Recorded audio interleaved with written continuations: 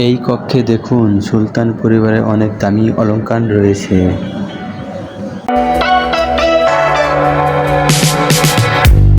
এখানকার সব কিছুই হীরাচুরি পান্না আর দামি সমুদ্র দিয়ে তৈরি। যা কিছু দেখবেন সবই এক কথায় অনন্য। ভাবুন তো, এমন একজন শাসক যার সাম্রাজ্য ইউরোপ থেকে মধ্যপ্রাচ্য ও আফ্রিকা পর্যন্ত বিস্তৃত ছিল, যার নাম শুনলে রাজদরবারগুলো সতর্ক হয়ে উঠত। কিন্তু একজন মহাসম্রাটের জীবনের পেছনে ছিল যুদ্ধ আর রাজনীতি নয়, ছিল পরিবার, উত্তরাধিকার নিয়ে সংগঠিত প্রাসাদের হেরেমেও একজন সুন্দরী নারী।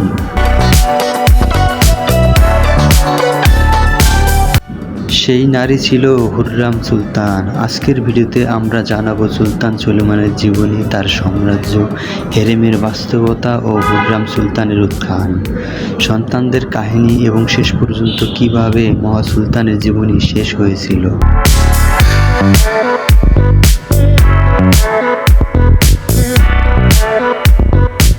সুলতান সুলেমান খান জন্মগ্রহণ করেন 1494 সালে। ছোটবেলা থেকেই তার ভবিষ্যৎ শাসক হিসাবে প্রস্তুত করা হয়েছিল। তিনি শুধু বুদ্ধি ব্যক্তি ও শিখেছেন শাসন, আইন, কূটনীতি, সাহিত্য এবং বিভিন্ন ভাষায় সংস্কৃত সম্পর্কে জ্ঞান।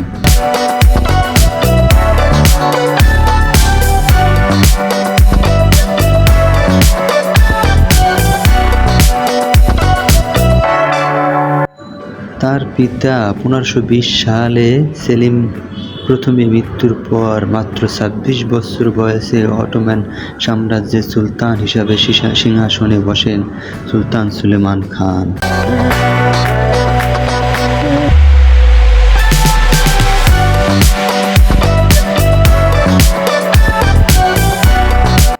আর এই হেরেম থেকেই পরবর্তীকালে অটোমান সাম্রাজ্যের রাজনীতিতে অনেক প্রভাবশালী নারী উঠে আসেন।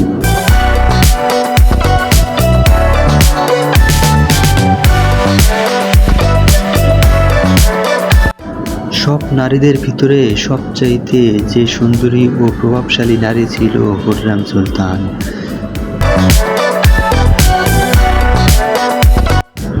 হুররাম শুধু প্রাসাদে একজন নারীই ছিলেন না, তিনি ছিলেন শিক্ষিত, বুদ্ধিমান এবং রাজনৈতিক পরিস্থিতি বুঝতে সক্ষম। সুলতানের সঙ্গে তার চিঠিপত্র থেকেই তাদের সম্পর্ক ঘনিষ্ঠ প্রমাণ পাওয়া যায়। সুলতান সুলেমান খান প্রায় 46 বছর অটোমান সাম্রাজ্যে শাসন করেছিল। তার শাসনকালে অটোমান সাম্রাজ্য অন্যতম শক্তিশালী সময়।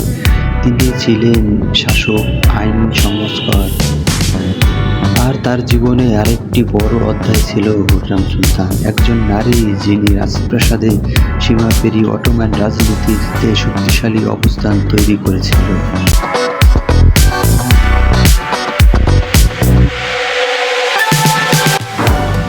তবে তাদের গল্পটা শুধু প্রেমের নয়, এটি ক্ষমতা, পরিবার, রাজনীতি, উত্তরাধিকার এবং ইতিহাসের একটি জটিল অধ্যায়।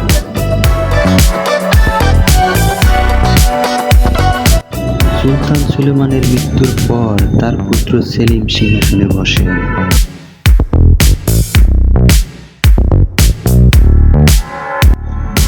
আর হুররাম সুলতানের বংশধারায় অটোমান সাম্রাজ্যের রাজপরিবারের ইতিহাসে দীর্ঘ সময় গুরুত্বপূর্ণ ভূমিকা পালন করে থাকে।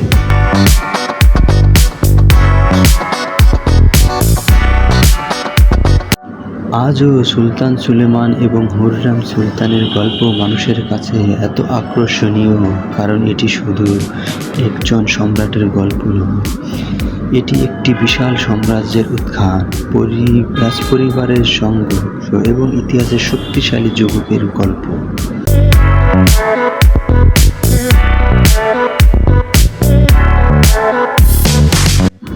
সুলেমানের সবচাইতে ঘনিষ্ঠ বন্ধু ও ভিজিগার ছিলেন ইব্রাহিম পাশা।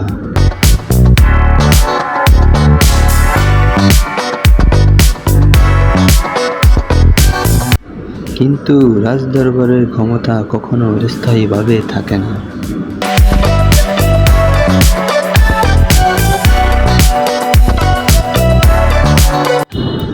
সুলতান সুলেমান খানের প্রাসাদে ইব্রাহিমের পাশার সঙ্গে খুররাম সুলতানের অনেক যুদ্ধ ও ইতিহাস বহু আলোচনা হয়ে থাকে।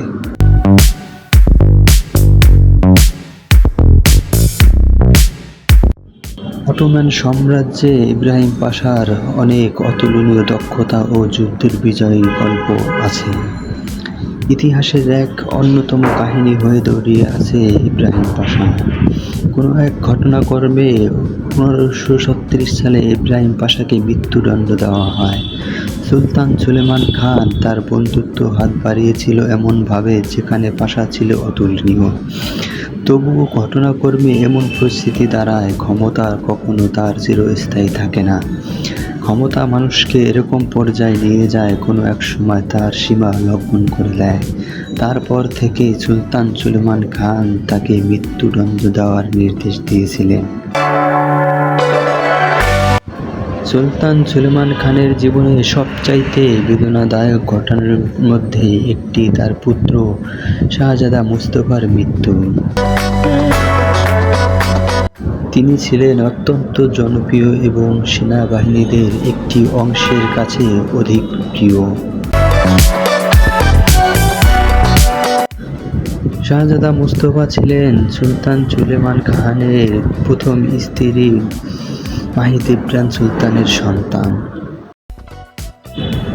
কিন্তু সিংহাসনে উত্তরাধিকার নিয়ে সন্দেহ ও রাজনৈতিক উত্তেজনা বাড়তেই থাকে।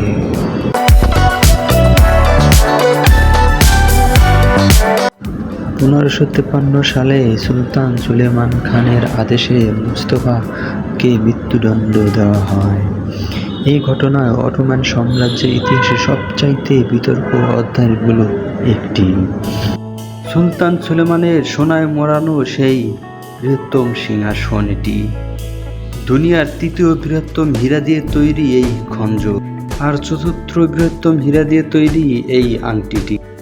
মূল্যবান ধন সম্পদ আর সোনায় ঠাসা এই তোপকাপি প্রাসাদ, ট্রেজারটি বা কোষাগার এমন সোনার উপর চরণ রয়েছে যা অনেকের চোখ ধাঁধিয়ে দিবে। এখানে এলে যে কারো চোখ কপালে উঠে যাবে নিমেষেই।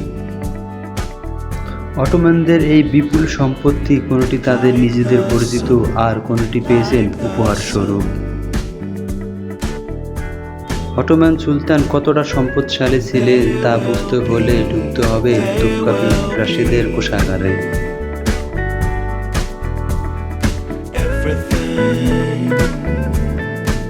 সুলতান সুলেমানের বাবা সুলতান সেলিম এর তরবারি ছিল এটা। পাশে রাখা হয়েছে সুলতান সেলিমের সেই ড্যাগার ও চিলমোহরটি। সুলতান সুলেমান দা ম্যাগনেটাইজার তথা সুলতান সুলেমানের তরবারি এটা। এখানে রাখা যত তরবারি আছে সবগুলোই ব্যবহৃত করেছেন সুলতান সেলিম খান এবং সুলতান সুলেমান খান নিজেই। সুলতান সুলেমানের কোমর বেল্টটি দেখুন, যেটা তৈরি করা হয়েছিল সোনার পাত দিয়ে, আর খচিত আছে এখানে হীরাচুরি পান্না আর দামি অলংকার পাথর। আর এই সবুজ পাথরগুলো হচ্ছে পান্না, মহামূল্যবান সবুজ পান্না। তার পাশেই রয়েছে গানেট বা লাল রত্ন। হীরা আর সবুজ মণি রয়েছে বিভিন্ন আকৃতির, স্বর্ণ মুদ্রা, মাথার চুল আঁচড়ানো চিরুনি এত সুন্দর হতে পারে যা আগে কখনো দেখিনি। সুলতান সুলেমানের আমলে সেই স্বর্ণ মুদ্রাও এখানে সাজিয়ে রাখা হয়েছে তোপকাপি প্রাসাদের ভিতরে। মানুষের মন আর কপালে উঠে যাওয়ার মতন চোখ এই অবস্থা দেখলে যে কারো অবাক হতে বাধ্য। সুলেমানদের স্ত্রী ও সন্তানদের ব্যবহৃত চিরুনি এগুলো।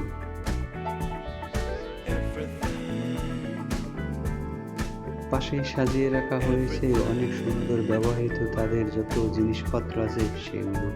Can't really be enticed, although it's very nice.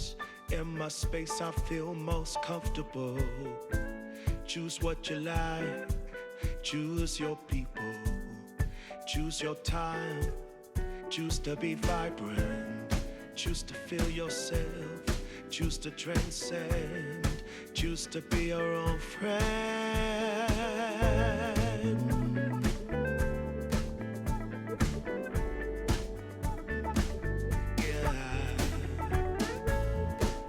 কিভাবে এত আলো ছড়াচ্ছে এবং জ্বলজ্বল করছে দেখুন।